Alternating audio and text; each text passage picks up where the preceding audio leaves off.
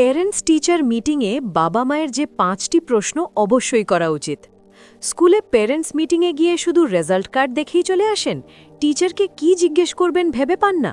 বাচ্চার মানসিক বিকাশ ও আসল অবস্থা জানতে পরের মিটিংয়ে এই 5টি প্রশ্ন অবশ্যই করুন। 1. আমার বাচ্চা ক্লাসে বন্ধুদের সাথে কেমন মেশে?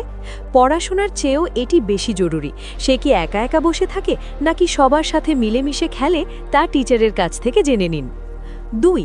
ওর কোন দুর্বল দিকটাতে আমাদের বেশি ফোকাস করা উচিত? শুধু অভিযোগ না শুনে নির্দিষ্ট কোন সাবজেক্টে বা আচরণে তার উন্নতি দরকার সেটি ক্লিয়ার করে জিজ্ঞেস করুন। 3. ওর বিশেষ কোনো প্রতিভা বা ভালো দিক কি আপনার চোখে পড়েছে? প্রতিটি বাচ্চারই নিজস্ব কিছু গুণ থাকে। টিচারের চোখে বাচ্চার পজিটিভ দিকগুলো জানলে সেভাবে তাকে উৎসাহিত করা সহজ হবে। 4.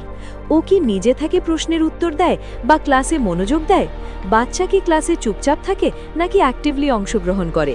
এটি জানলে বাচ্চার আত্মবিশ্বাসের লেভেল বুঝতে পারবেন। 5. বাসায় বাবা মা হিসেবে আমরা ওকে কিভাবে সাহায্য করতে পারি? শুধু টিচারের উপর দায়িত্ব না ছেড়ে বাসায় কিভাবে গাইড করলে স্কুলের পড়ার সাথে ব্যালেন্স হবে, তার সঠিক গাইডলাইন চেয়ে নিন।